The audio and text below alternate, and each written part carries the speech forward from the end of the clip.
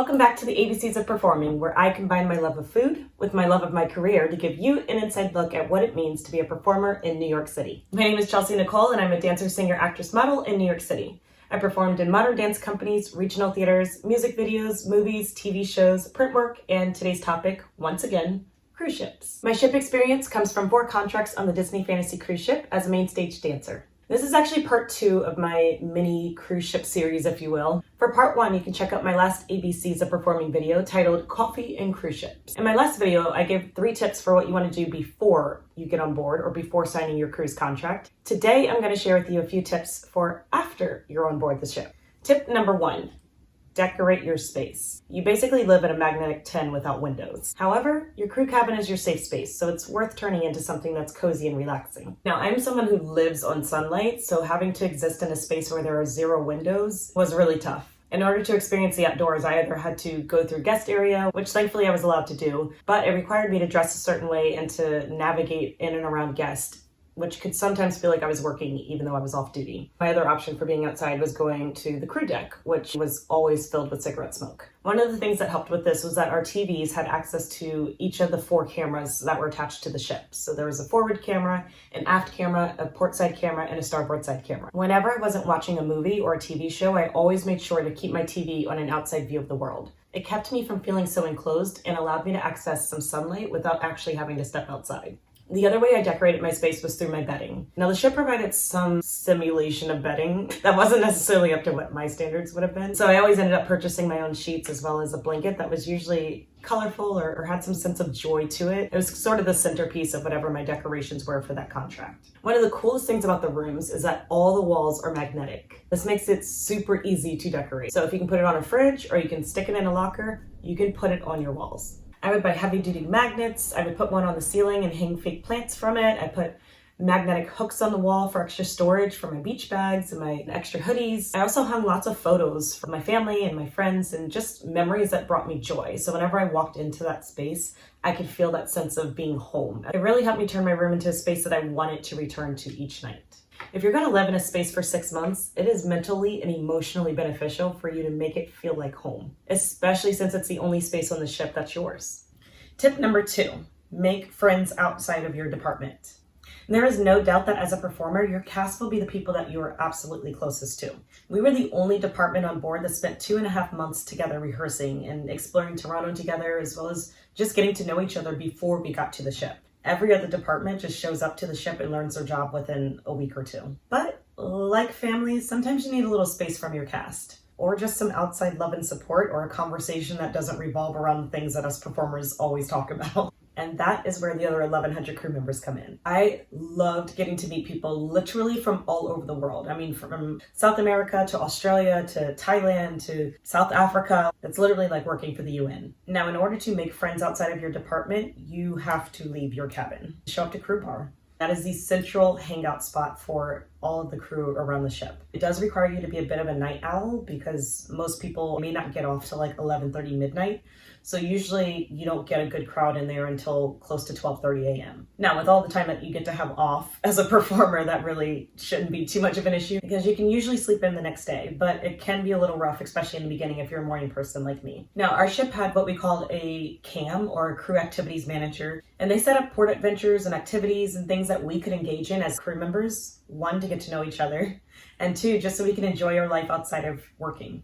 There are just so many benefits to meeting people outside of your department, some of which I won't share just because I don't want to get anybody in trouble. Everything that you do is in this one space. You live, you work, you eat, you sleep, you play on this ship. And I feel like meeting people outside of your department just enlarges that space a little bit more, so you're not so confined to this one little area for 6 months at a time. It also opens your eyes and shifts your perspective. You get to see the world through somebody else's viewpoint. One of our costumers, shout out to Jackie, was from Thailand, and she half made a joke while she was zipping us into one of our costumes one day that we should come and visit her in Thailand. And there were a couple of us performers who were like, yeah, why not? Let's do it. And I got to experience Thailand through the eyes of somebody who had grown up there, an experience that I probably would not have had I not actually connected with somebody who was from that country. We tend to look at the world through the way that we've grown up and the way that we've always seen it, or the way that our parents have seen it. And when you actually take yourself outside of your little space, your town, your friends, your family, your church, wherever it is that you are, you realize that the way that you live and your ideals and the way that you think may not actually be the way the vast majority thinks or sees the world. And it's such a cool experience getting to hear stories through people who have actually lived in those countries who can share it with you through a firsthand experience. It's worth the extra effort to connect with people that you probably would never have the opportunity to connect with otherwise. Tip number 3 is to take care of your body and do not be afraid to speak up about your needs. I think this goes across any contract, no matter where you're working. This career is a marathon, not a sprint. It is not worth pushing your body to the point of injury for a single contract, because that could keep you from working in the future and it could actually shorten your career. There are so many things that it could set back in regards to not taking care of yourself on an ongoing basis. In my experience, medical on board has not always been the greatest. You get doctors from all over the world who practice medicine in a variety of ways. I've interacted and dealt with some great doctors, but I've also interacted and dealt with some doctors who don't necessarily listen to you as a patient or take care of your needs in the way that they should. For our ship, we weren't required to do a warm-up, but that was one of the things that I did every single day. I was always the first one in the theater. I would go down and preset my costumes. I would do a physical warm-up for like half an hour. I would go upstairs and grab something to eat just to make sure I wasn't on E by the time we started the show. I would come back down, do a full face of makeup, wig prep my hair, and by then it was about time to do vocal warm-ups, and usually I would do vocal warm-ups with the rest of the cast, and then it was time to put on my first costume and start the show. In doing those things, I was able to keep my body healthy and make sure I wasn't dancing with cold muscles, which leaves lots of room for injury. I also, more so in my last contract or two, started cooling down after the shows as well. For many years, I was able to get away with just finishing a show and going about my life. But I found that it is extremely beneficial when you actually take the time to stretch and to roll out your muscles and to make sure that you are properly cooling down. I would throw on my swimsuit and I would go up and I would sit in the hot tub and I would stretch. I got out, I would shower, and then ice anything that I felt needed a little extra love and attention. And that helped significantly, one, to keep me from feeling sore the next day, but also just to keep my muscles in a healthier state so I wasn't being injured, considering how much work we were doing day after day. Especially when you're dancing in heels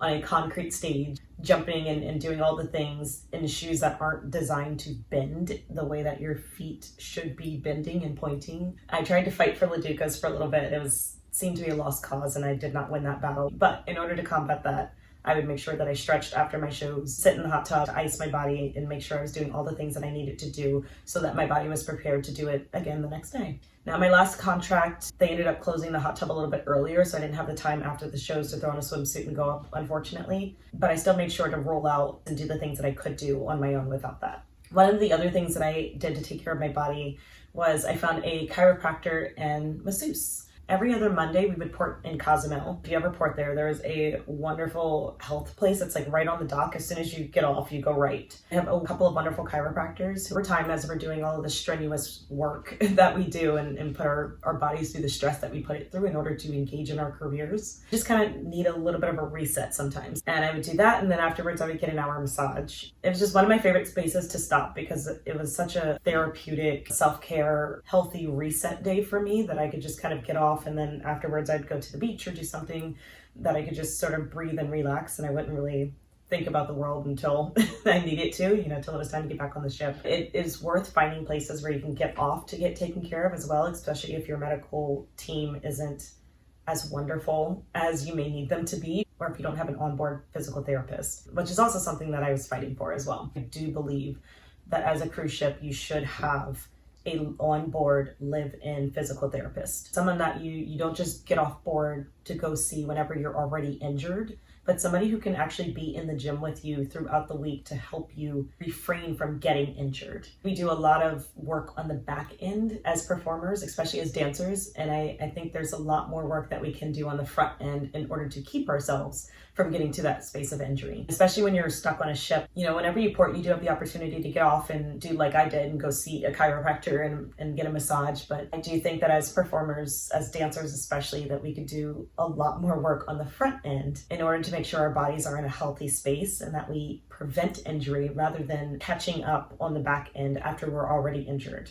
Even though we didn't have a PT that lived on board, we did have the option to see a physical therapist for like 15 to 30 minutes every Saturday whenever we docked in Florida. And so I did make sure to see the physical therapist who would come on board before we left port. That the physical therapist really aided in helping me to work out the little kinks and things that had popped up, the little nuts in the shoulders from all the overhead movements with props and things like that, as well as, strained hamstrings and tight IT bands and all that jazz. So really, really, really make sure that you are taking care of your body and that you are putting your needs first. And do not be afraid to speak up about your mental health. The things that you complain about may not actually get resolved right away. It could start a snowball of effects that end up helping out another cast in the future. Or if you decide to come back in the future, could be something that you benefit from as well. My first contract on board with F13, we had the privilege of going up into the guest area. And from what I was told, we were the first cast to have that privilege full time. Before, it was used as sort of like a special award. So there were previous casts that had fought prior to my being on board for my first contract for that privilege full time. When I arrived,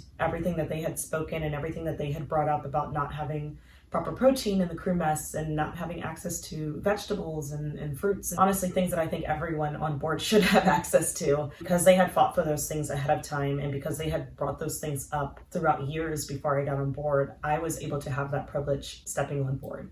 So those are a few of my favorite tips for being on board a cruise ship as a performer. I love chatting with you guys, so if you've sailed before and there's anything that you think I've missed, feel free to drop that down below. If you have other questions or any concerns or anything that I haven't addressed in either my previous video or this one, also feel free to drop that down below. I will do my absolute best to get back to you.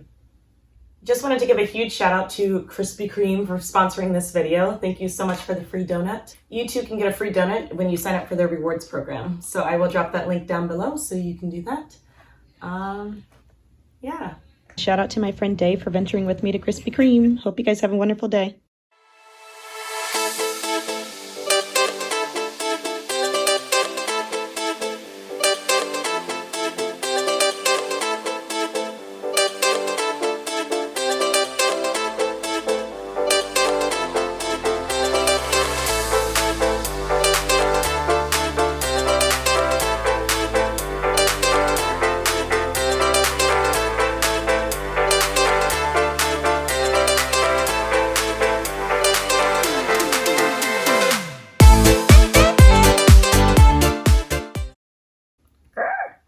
They're just so good. Why do I feel like it sounds so robotic? You can taste the pumpkin. There's so much noise going on. Excuse me. Let me rewind. Take 100. Whenever we weren't working. That is a lot of alliteration. I don't know how to end this. I've seen them coming, I've seen them. Scratch that, never mind.